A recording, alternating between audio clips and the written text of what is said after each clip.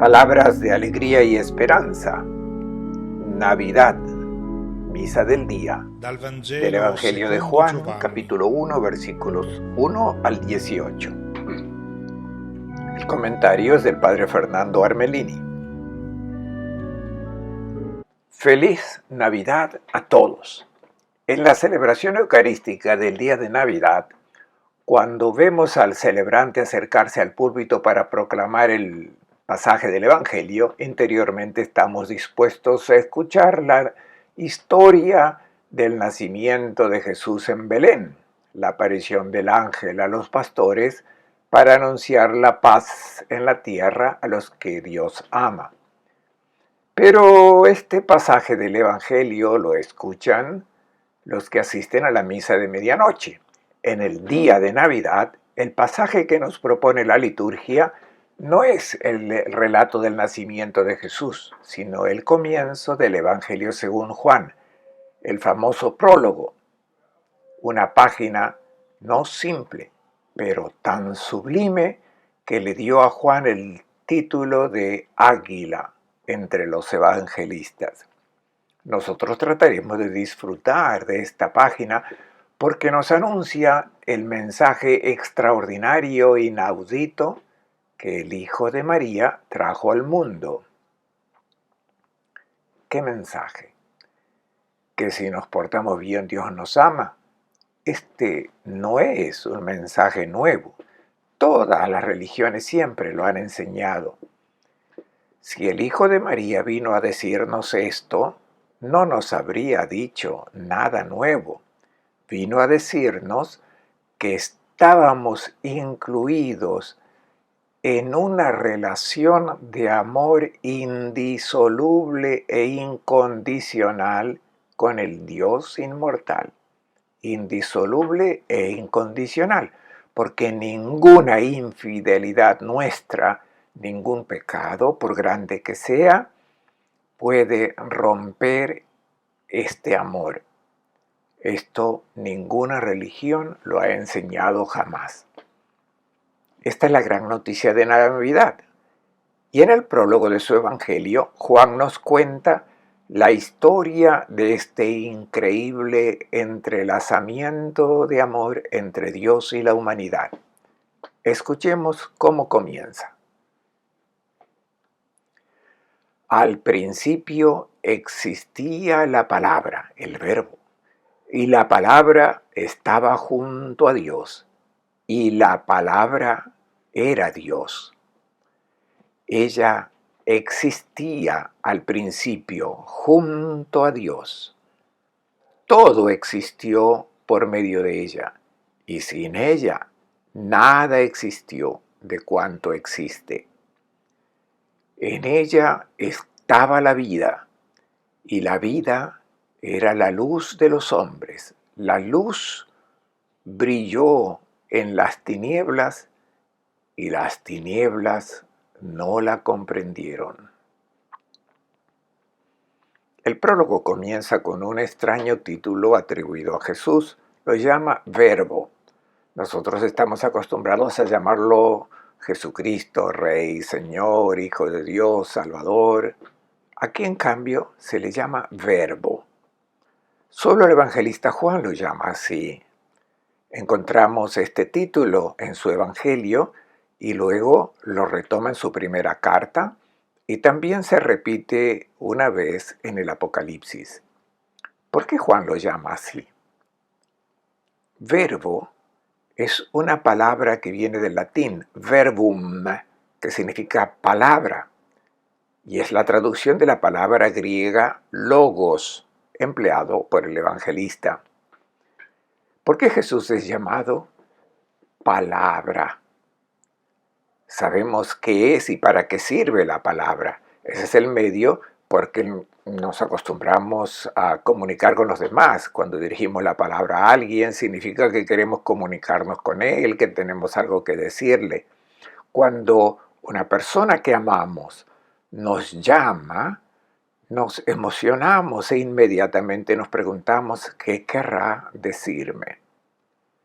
Nos dice el evangelista Juan que en Navidad El que nos dirige la palabra no es un amigo cualquiera, sino Dios mismo, el eterno, el inmortal, que tiene algo muy importante y muy hermoso para decirnos.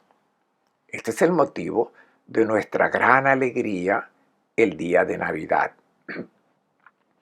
Dios siempre ha hablado a la humanidad, ante todo con la creación. El Salmo 19 comienza diciendo: los cielos proclaman la gloria de Dios, el firmamento pregona la obra de sus manos. Pero esta palabra de la creación no la reciben todos. Algunos se limitan a emplear la creación, pero no escuchan lo que les dice el Creador. El contemplativo capta este mensaje, sabe escuchar la palabra de la creación, queda encantado por la armonía del firmamento, por esos espacios misteriosos e infinitos que van más allá de lo que ven los ojos, y sabe escuchar el mensaje de amor que Dios le envía a través de la creación. La ve como algo maravilloso y la capta como un regalo que nos habla de la grandeza, de la belleza de Dios. El contemplativo contempla las estrellas, pero no solo como cuerpos celestes regidos por una estupenda armonía. Los percibe como el signo del cuidado infinito de Dios por la humanidad. Los antiguos eran quizás más humanos que nosotros cuando sabían escuchar el canto de las estrellas, el diálogo de los astros, sus danzas, para alabar y agradecer a su Creador. Luego, Dios habló a los hombres a través de los profetas, aquellas personas sensibles, capaces de sintonizar con los pensamientos de Dios, que luego comunicaban a sus hermanos y hermanas. Ahora, en el Hijo de María, esta revelación de Dios llega en plenitud, porque ese niño, Hijo de María, se nos dirá en breve en el prólogo, es nuestro Dios que vino a hacerse uno de nosotros. Ese niño que aún no puede decir una palabra en su fragilidad, nos habla de Dios. En su rostro brilla la belleza de Dios. No es difícil creer en Dios, es muy razonable pensar que hay un creador del universo porque el mundo no tiene en sí mismo la razón de su existencia. Dice muy sabiamente Parménides, el presocrático, que del no ser no puede venir el ser. Y esta creación no tiene en sí misma razón de su existencia. Debe existir un ser que lo haya querido. Pero creer que Dios se hizo uno de nosotros para encontrarse con nosotros, para ser tocado, besado, acariciado por nosotros, para mostrarnos su rostro, para decirnos lo mucho que nos ama, para revelarnos nuestro destino. Creer en esta verdad, en este amor infinito, es realmente difícil, y solo los cristianos creen en un Dios que nos ha amado tanto. También si pensamos que Dios es amor, que quiere mostrarnos lo mucho que nos ama, es razonable creer que puede ir hasta el punto de hacerse uno de nosotros. Por eso, no creemos en otro Dios, sino en el Dios que vemos brillar en este niño. Y es por eso por lo que se llama verbo, palabra, porque toda su persona nos habla, nos muestra la belleza de Dios. Nosotros no solo comunicamos a través de las palabras, es toda nuestra persona que habla, nuestro comportamiento, nuestro aspecto, la forma de vestir. También hablamos con tatuajes, con piercing, con los que queremos llamar la atención sobre nosotros mismos. También comunicamos con el silencio. Si sin rencor no saludo a una persona, mi silencio dice mucho más que las palabras. Todo en ese niño ya empieza a hablarnos y no nos dice todo en el momento de su nacimiento. Crecerá y nos revelará no solo con palabras, sino con toda su persona quién es Dios, ese Dios al que él llamará Padre. Luego Juan significa diciendo, en él estaba la vida, y la vida era la luz de los hombres. La luz brilló en las tinieblas, y las tinieblas no lo comprendieron. No pudieron tocar, sofocar esa luz. Ese niño vino a disolver las tinieblas de la humanidad, y estas tinieblas no se resignaron a disolverse pacíficamente, lucharon contra esta luz que había venido del cielo, pero no consiguieron asfixiarla. Juan recuerda claramente lo que pasó con esta luz porque la encontró, la vio y recuerda que intentaron extinguirla sin conseguirlo. En la historia de la comunidad de discípulos, esta lucha continuó, pero la luz que llegó del cielo en el Hijo de María, nadie podrá extinguirla. ¿Qué clase de tinieblas ha disuelto esta luz? En primer lugar, las tinieblas que nublaban el rostro de Dios. ¿Cómo se lo imaginaban a Dios? Todas las religiones predicaban que era un señor que daba órdenes, exigía ser obedecido y servido, y concedía sus bendiciones y favores a los que le ofrecían sacrificios, holocaustos, incienso, y mandaba enfermedades y desgracias a los que no se le sometían o osaban transgredir sus mandatos. Todos los pueblos se sentían elegidos por su Dios, que incluso los incitaban a hacer guerras a otros pueblos. Todo esto era oscuridad sobre Dios. Un Dios así solo infunde miedo, no amor. Era un ídolo inventado por los hombres. Recordemos cómo los propios israelitas en el Sinaí, al ver el rayo, la montaña temblando por el terremoto, oyendo el trueno, dijeron a Moisés, habla tú con nosotros, no Dios, porque tenemos miedo, podríamos morir. Dios ha querido disolver esta oscuridad. Quería decirnos que Él no es así y decidió venir a hacerse ver. Y esto no podía hacerlo sino haciéndose uno de nosotros. Existía también otra oscuridad que tuvo que disolver esta luz, la que impedía reconocer el verdadero rostro del hombre, de captar su dignidad como hijo e hija de Dios. Cuando hay oscuridad en la mente, la oscuridad del egoísmo, del deseo de dominar, se puede confundir a una persona con las cosas, incluso con las bestias. La persona puede ser valorada como un par de sandalias, como dice el profeta Amós, o menos que una oveja, como dijo Jesús. Ese niño es la palabra que con su luz disuelve incluso esta oscuridad y nos dice cuánto vale una persona para Dios.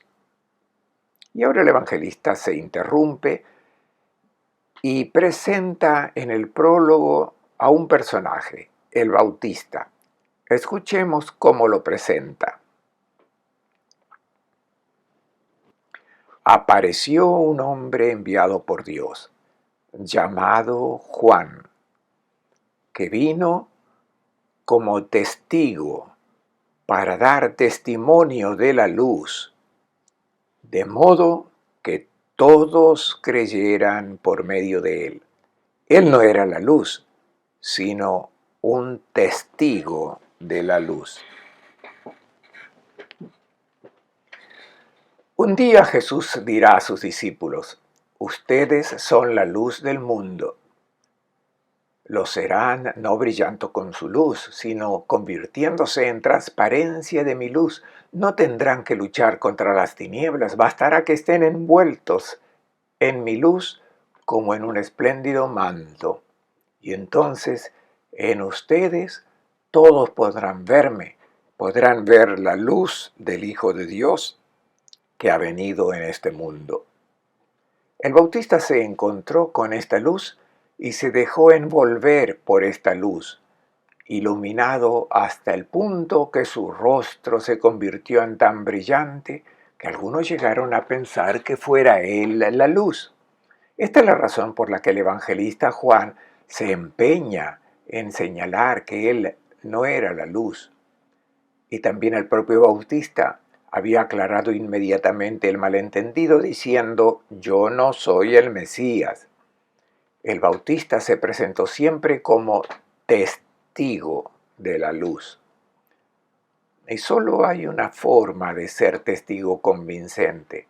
Se puede tratar de demostrar que la luz de Dios ha entrado en nuestro mundo hablando de Jesús, que es la luz. Pero las palabras no son suficientes para convencer de que la luz del cielo ha llegado a nuestro mundo. Es necesario dar testimonio, haciendo resplandecer esta luz en la propia persona a través de la propia vida. Después de esta inserción sobre el Bautista, el prólogo continúa hablando de la luz verdadera. Y cuando esto sucede, nadie puede negar que la luz de Dios ha llegado a nosotros. Después de esta inserción sobre el Bautista, el prólogo continúa hablando de la luz verdadera. Escuchemos.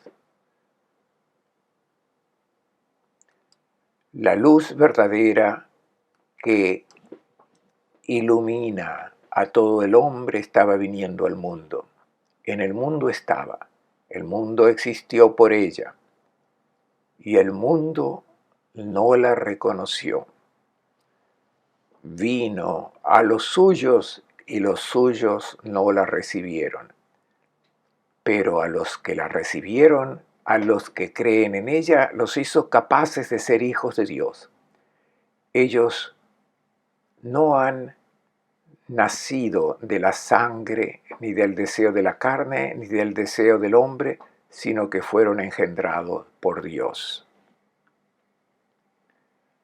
Las palabras de los hombres pueden ser luz, pero también oscuridad, verdad o falsedad, o pueden construir amor o generar odio, ser fuente de vida o causa de muerte. Este niño, Jesús de Nazaret, es una palabra que solo dice la verdad. Nos dice la verdad sobre Dios, porque es Dios mismo quien se hizo visible en él, y por lo tanto, todas las demás palabras que no corresponden al Dios que vemos en Jesús de Nazaret son mentiras y deben ser borradas. También nos dice la verdad sobre el hombre. ¿Quién es el verdadero hombre? Para ser verdaderas personas, ¿basta con ser razonables, autoconscientes? No. Si construimos bombas y odiamos y somos personas de verdad, seguimos siendo fieras. Jesús de Nazaret nos dice toda la verdad sobre el hombre. Un verdadero hombre es el que ama y llega a amar incluso a los que le hacen daño, incluso al enemigo que le quita su vida.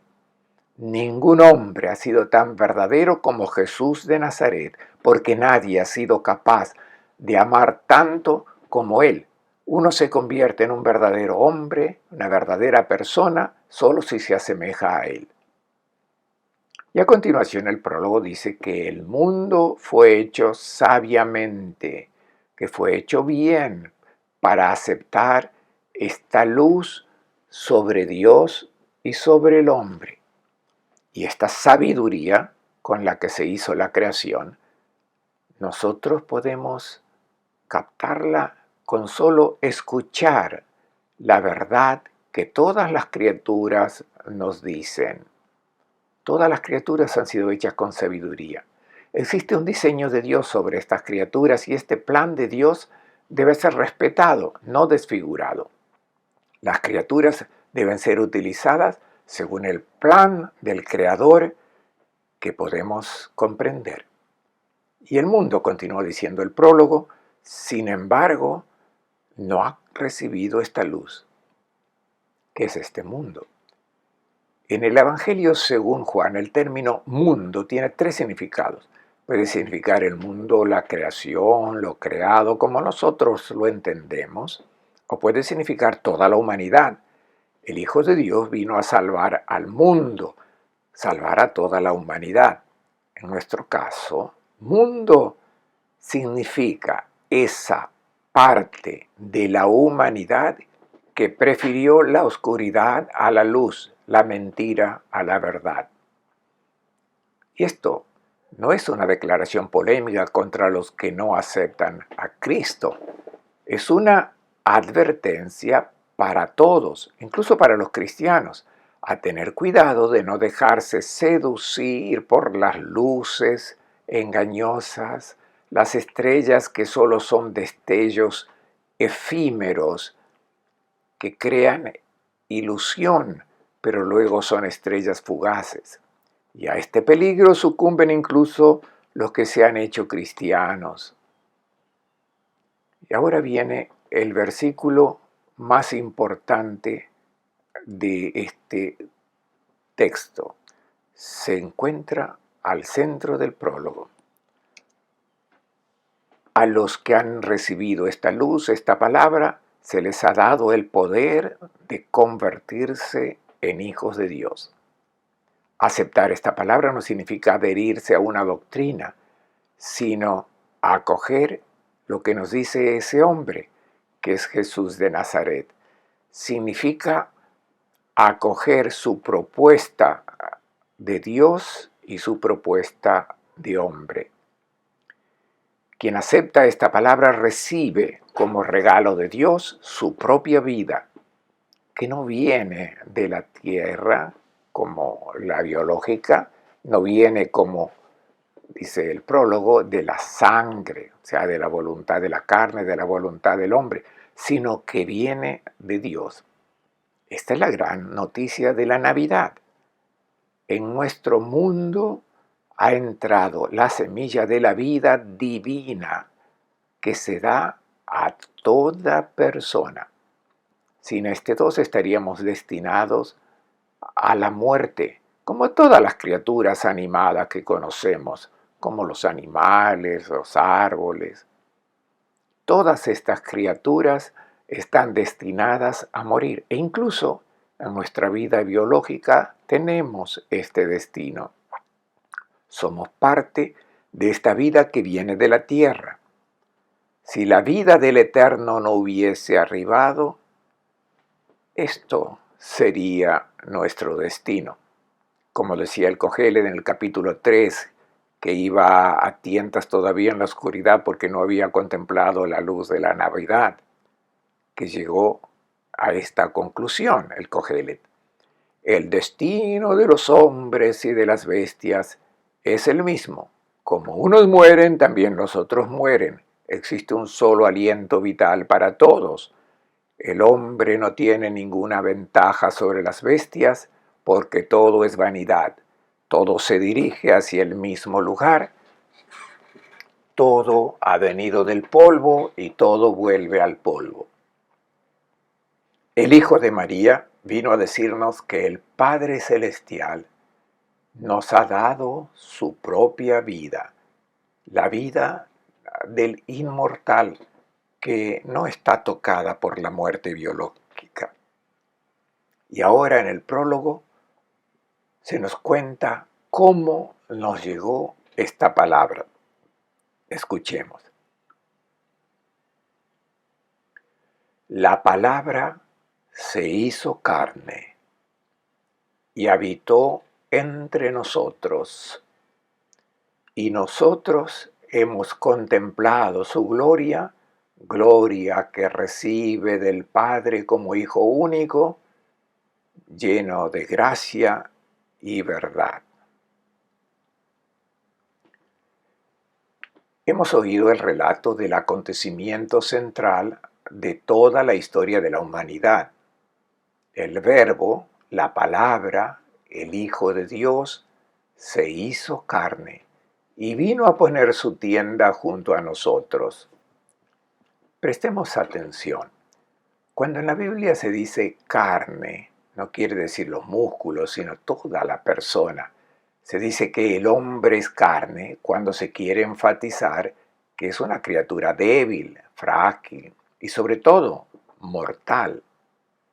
No es inmortal como Dios, es frágil, débil.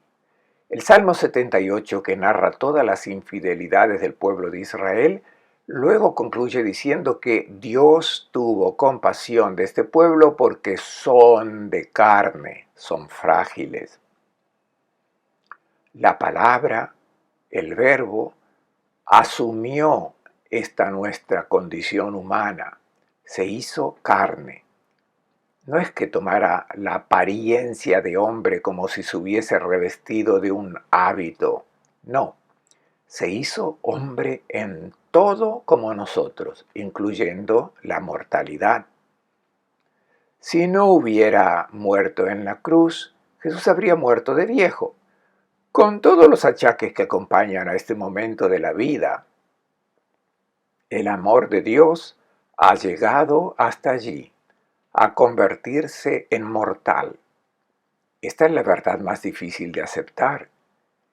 El eterno que se hace mortal, el invisible que se hace visible, el omnipotente se hace frágil y necesita las caricias de una madre de 14 años. Es difícil creer en un Dios que se hace niño y viene a montar su tienda junto a nosotros. Pero si es amor infinito, puede llegar hasta allí.